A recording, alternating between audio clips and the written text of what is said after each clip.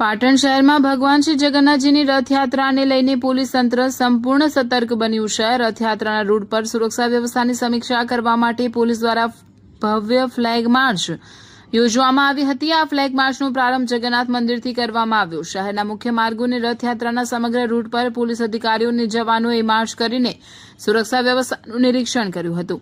Flag માર્ચમાં A division, B division, LCB, SOG સહિત વિવિધ પોલીસ દળોના અધિકારીઓ અને જવાનો મોટી સંખ્યામાં જોડાયા હતા। સમગ્ર રૂટ પર પોલીસની સઘન હાજરીને કારણે શહેરના બજારોમાં લોકોમાં સુરક્ષાની લાગણી સાથે ઉત્સુકતા અને રોમાંચ જોવા મળ્યો હતો।